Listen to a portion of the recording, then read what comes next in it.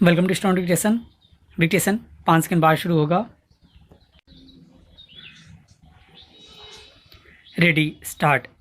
कुरुक्षेत्र के मैदान में कौरवों और पांडवों की सेनाएं आमने सामने खड़ी थीं। अर्जुन ने उन दोनों सेनाओं के बीच जाकर जब देखा कि यहाँ पर हमसे युद्ध करने के लिए तो हमारे पितामह, हमारे आचार्य, हमारे भाई और हमारे सभी संबंधी खड़े हैं, तो वह विमोहित हो गए।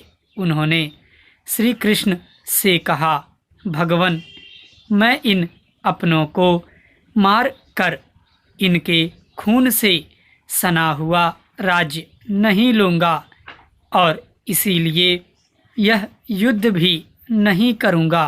Para change. युद्ध न करने के लिए अर्जुन ने जो तर्क दिए थे वे सभी के सभी तर्क मानवीय भावों से भरे हुए और भावपूर्ण थे, किंतु श्री कृष्ण ने कहा कि अर्जुन, किसी को मारने और जिलाने वाले भला हम कौन होते हैं? यह तो उस जग पिता की सृष्टि व्यवस्था है जिसमें कभी कोई एक मरता है और कभी कोई दूसरा जन्म लेता है। हमारे हाथ में तो केवल एक ही शक्ति है कि हम अपने लिए निर्धारित काम करें।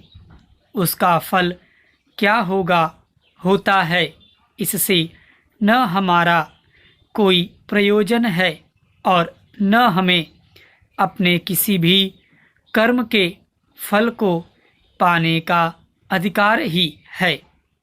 तुम तो क्षत्रिय हो और क्षत्रिय का कर्म है अन्याय के विरुद्ध युद्ध करना और क्षत्रिय का कर्म है अन्याय के विरुद्ध युद्ध करना तथा अन्यायी को दंड देना। इसलिए तुम युद्ध करो और यशस्वी बनो।